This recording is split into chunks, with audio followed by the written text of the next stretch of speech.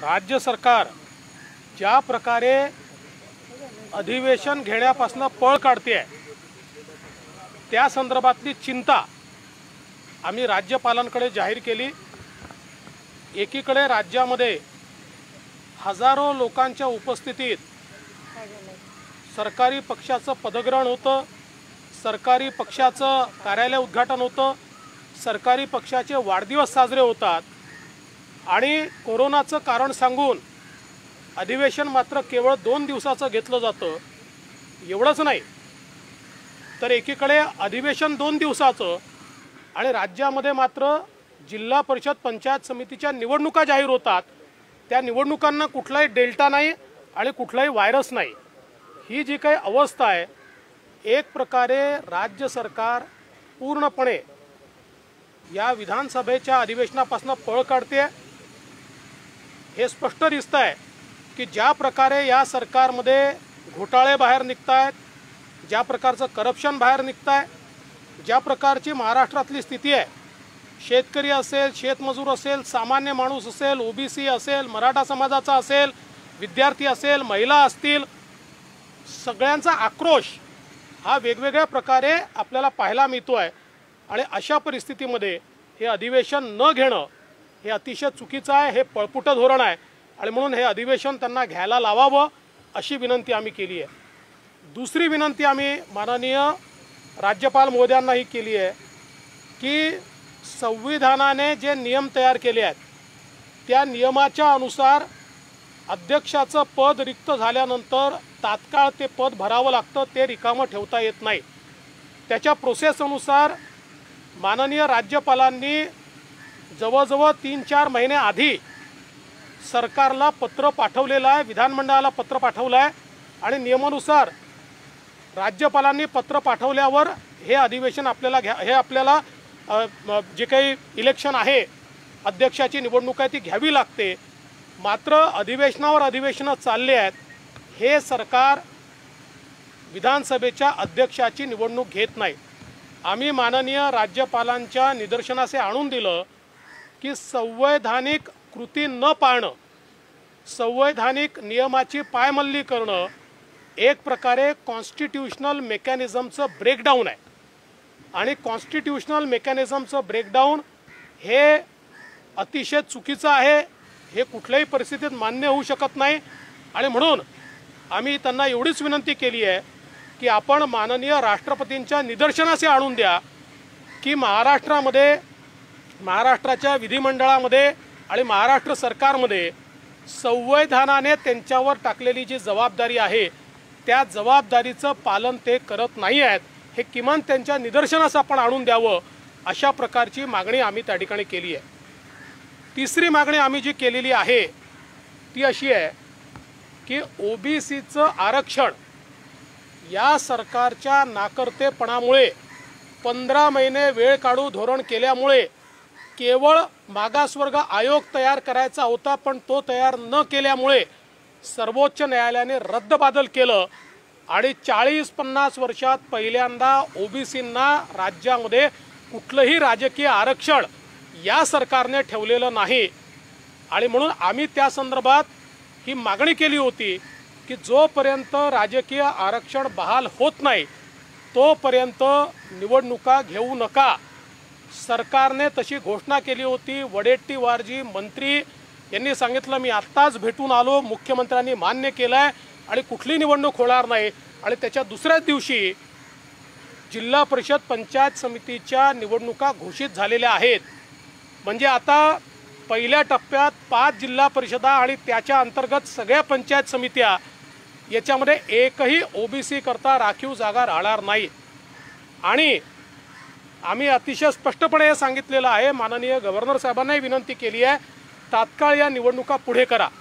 एकीकडे कोरोनाचं कारण देऊन तुम्ही जर अधिवेशन घेत नाही तर कोरोनात प्रचार करायचा कसा, कोरोनामध्ये सभा घ्यायच्या कशा, पुन्हा त्यांनी कोरोना वाढत नाही का, ही दुटप्पी भूमिका बंद करा। आणि अक्षरशः हा जो विश्वासघात ओबीसीच्या संदर्भात या राज्य सरकारने चालवला आहे तो बंद झाला पाहिजे। आणि माझं तर स्पष्ट मत आहे आणि मी आव्हान करू इच्छितो या राज्य सरकारमधले जे मंत्री ओबीसीचं हित आणि आम्ही त्याचे हितेशी आहोत अशा प्रकारे बोलतात, त्या सगळ्यांना आता हा चॅलेंज आहे, त्यांना हे आव्हान आहे. राज्य सरकारकडे अधिकार आहे, त्यांनी राज्य सरकारकडनं आता कृती करून दाखवली पाहिजे आणि हे ज्या निवडणुका आहेत या पोस्टपोन केल्या पाहिजेत. आणि जोपर्यंत ओबीसीचं राजकीय आरक्षण बहाल होत नाही तोपर्यंत या निवडणुका घेण्यात येऊ नये. आमचे अध्यक्ष चंद्रकांतदादा पाटील आणि आमच्या कोर कमिटीशी मी चर्चा केली आणि आम्ही हा निर्णय केला आहे की या संदर्भात आम्ही आंदोलन तर करणारच आहोत, पण तरीही या सरकारचा डाव असेल की हे निवडणुका झाल्याच पाहिजे, तर भारतीय जनता पार्टी या सगळ्या जागांवर केवळ आणि केवळ ओबीसी उमेदवार लढवेल. दुसरा कुठलाही उमेदवार आम्ही लढवणार नाही. जिंकलो तरी हारलो तरी आम्हाला परवा नाही. आम्ही त्या जागा ओबीसी करता आरक्षित आहे असं समजून आम्ही केवळ ओबीसी उमेदवार त्या ठिकाणी लढवू.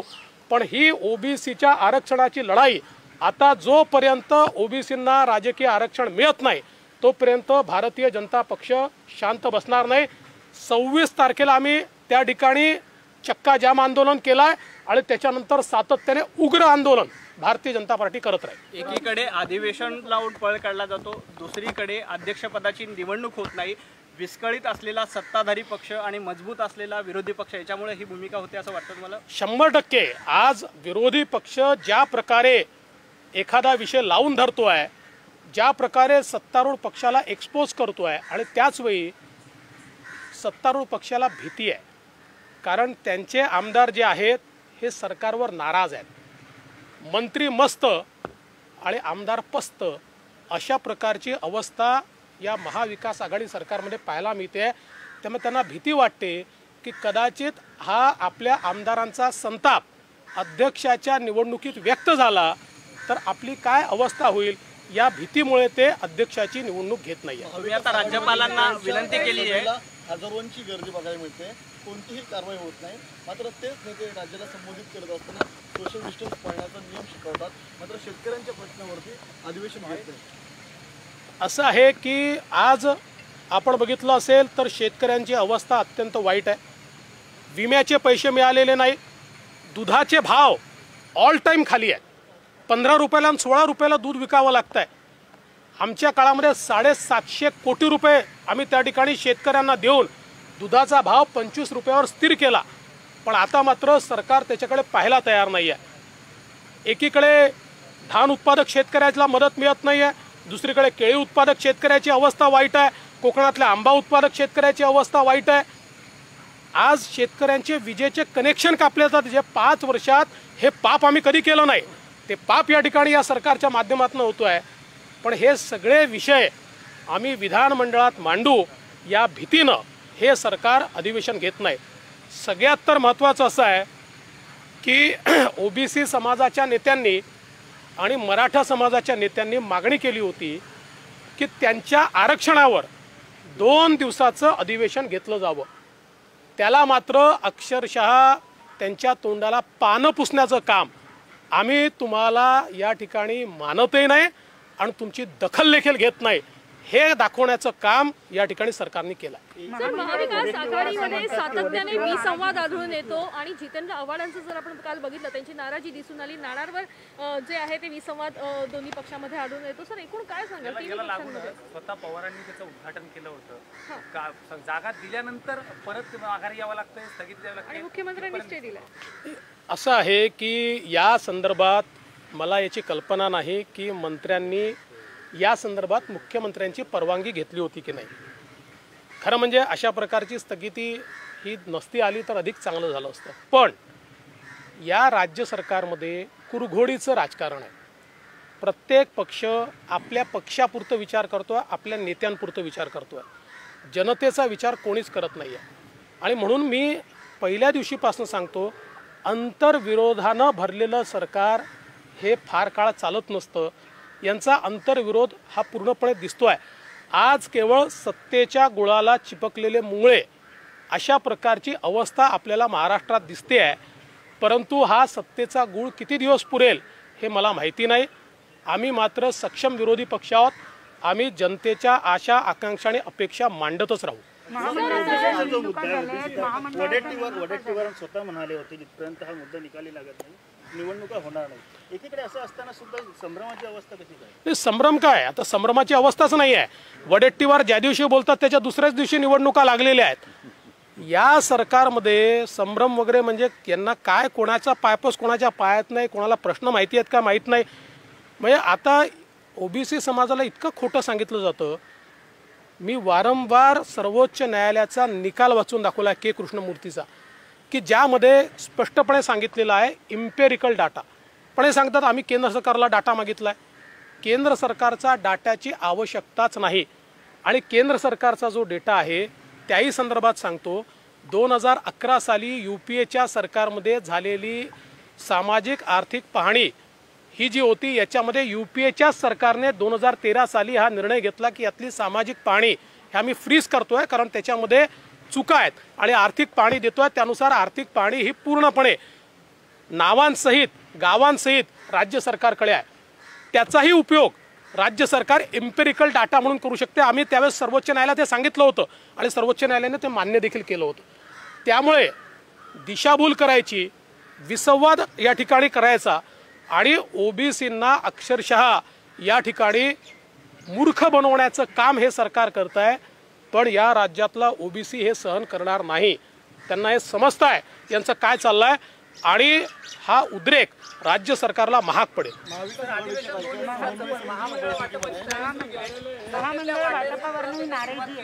समसमान वाटा मिळावा म्हणजे अधिवेशन होत नाहीये दुसरे 2 दिवसाचा आणि दुसरीकडे सत्तेचा वाटा मात्र सुरू आहे. नाही, आता हेच आहे की सत्ता पक्षाला नुसता वाटा आहे आणि जनतेला घाटा आहे. हीच आत्ताची अवस्था आहे. हे फक्त वाटेकरी आणि कसे वाटे आपल्याला करता येतील एवढाच यांचा प्रयत्न आहे. बाकी जनता कुठे खड्ड्यात गेली तरी यांना घेणं देणं नाही आहे. महामंडळाच्या वाटपावरून सुद्धा नाराजी आहे. महामंडळांची वाटप झाले त्याच्यावरून सुद्धा ते आता नाराजी असल्याचं दिसून येतं. असं आहे, आता नाराजीचं विचाराल तर तुम्ही कधी खाजगीत त्यांच्या आमदारांची चर्चा करा, म्हणजे काय काय नाराजी आहे तुम्हाला लक्षात येईल. सर एक प्रश्न एक सर